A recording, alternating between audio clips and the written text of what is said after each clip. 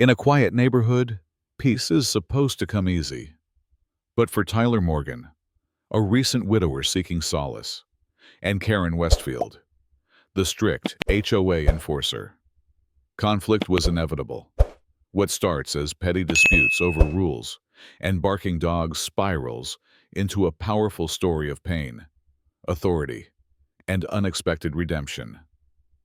This is a tale of how community, courage, and understanding can change even the hardest hearts. Stay with us to uncover the real story behind the headlines. Tyler Morgan arrived in Clearwater Springs with nothing but a suitcase and his loyal golden retriever, Max, a former paramedic still grieving the loss of his wife.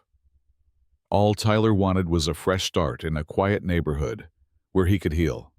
The houses were neat, the lawns well kept, and the community seemed peaceful.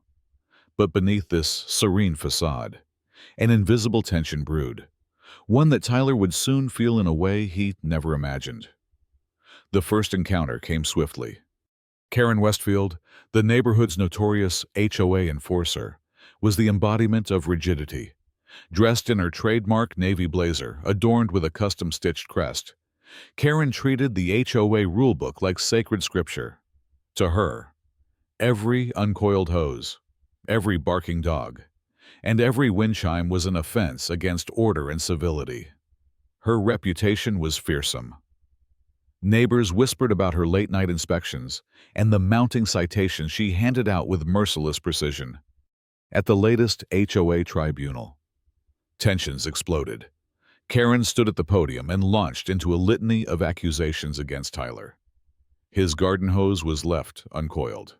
Max barked aggressively, and his garage door was found slightly ajar. Tyler, however, was prepared. Calm but firm, he presented a dossier of HOA citations, showing that Karen was responsible for over 80% of all infractions issued in the past year, and nearly half targeted families with children or pets. The room fell silent. The neighbors' shocked faces betrayed years of silent frustration. Chaos followed. Voices rose as people shared stories of absurd rules and petty punishments. Grass blades measured to the millimeter, bird feeders banned, and beloved wind chimes labeled as noise violations. Even the HOA board president, Harold, urged a pause on new pet restrictions and called for a review of enforcement policies. Karen retreated, humiliated but unyielding, whispering to herself in the bathroom mirror, "Without rules, there's chaos." That night, sleep eluded Karen. She drove through the neighborhood in her aging sedan, flashlight in hand, searching for violations. At Tyler's house, she found the garage door slightly open again, a minor infraction by any standard. Instead of leaving, she lingered. Moments later, Tyler stepped outside, clutching a steaming cup of coffee. Surprised to see her, he invited Karen inside for a chat. What began as an unexpected truce over coffee evolved into a rare moment of vulnerability. Tyler shared memories of his late wife, the pain of his loss, and the solace he found in Clearwater Springs. Then, with a piercing question, he asked Karen, "What happened to you that made rules more important than people?" Karen hesitated, then confessed. Years ago, her life had unraveled after a brutal divorce. The HOA's rulebook was her anchor, a way to regain control when everything else felt broken. For the first time, she admitted her loneliness, her fear of chaos beyond control. Yet even this honesty did not fully soften her resolve. The next morning, everything changed.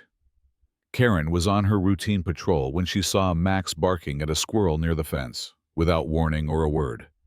Karen pulled out pepper spray and sprayed Max through the fence. Tyler, witnessing this from his porch, snapped. Without hesitation, he grabbed his garden hose and unleashed a torrent of icy water directly at Karen. She stumbled backward, screaming as she slipped in the mud, soaked and furious. Neighbors poured out of their homes, some shocked, others cheering. Many recorded the scene on their phones. The long, simmering resentment towards Karen exploded into open defiance. Karen, drenched and enraged, began citing noise violations and dangerous pet clauses, trying desperately to reclaim her fractured authority. But the damage was done not only to her reputation, but to her grip on the community. That evening, Karen drafted a scathing incident report filled with selective photos, a tipped-over trash bin, an unauthorized bird feeder, and pushed for stricter dog regulations. Her fingers flew over the keyboard with ferocity. Yet as the night wore on, doubt crept in, gnawing at her certainty. 3 months passed. The HOA installed an ethics committee to oversee enforcement.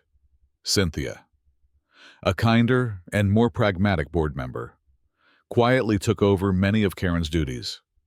Karen, meanwhile, began attending the community garden meetings Tyler invited her to.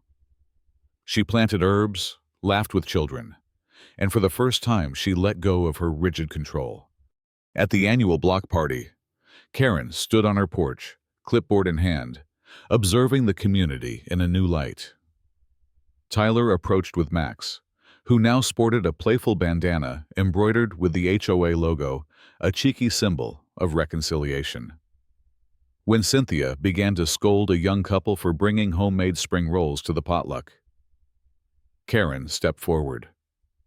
"I helped write the bylaws," she said firmly, "and nowhere does it say we police homemade food." The couple smiled, relieved. Karen was no longer feared. She was beginning to be respected. As dusk fell, neighbors gathered around Karen's porch, sharing stories and laughter. She listened to tales of late-night jobs, family struggles, and why some lawns went unmowed for weeks. She met children whose laughter she had once seen as a violation. For the first time, Karen saw the community not as a list of rules to enforce, but as people to understand. Harold approached with an unexpected offer. "We're creating a new role, community outreach coordinator." "You'd be perfect." Karen paused. The old part of her tempted to refuse, but the new Karen smiled quietly. "I'll think about it." That night, she walked past Tyler's house. Max barked happily. Karen smiled back, feeling a peace she had never known. At home, she noticed her own garden hose stretched carelessly across the driveway, something she once would have fined a neighbor for. Instead of frustration, she laughed, tears of relief sliding down her cheeks. The next morning, the entire neighborhood noticed a new lawn gnome on Karen's front yard. It wore a tiny navy blazer, held a miniature clipboard, and stood proudly beside a perfectly coiled hose, a symbol of change and humility. Days later, Karen received a letter from her ex-husband asking to talk. The old Karen might have made lists, rules, and conditions. The new Karen simply folded the letter, stepped outside, and smiled at her flourishing mint plant in Clearwater Springs. Peace was no longer about rules. It was about understanding, forgiveness, and the messy, beautiful lives of people living together. Tyler, Karen, Max, and the whole neighborhood had learned that sometimes the hardest rules to break are the ones we make for ourselves, and the greatest power comes from opening your heart.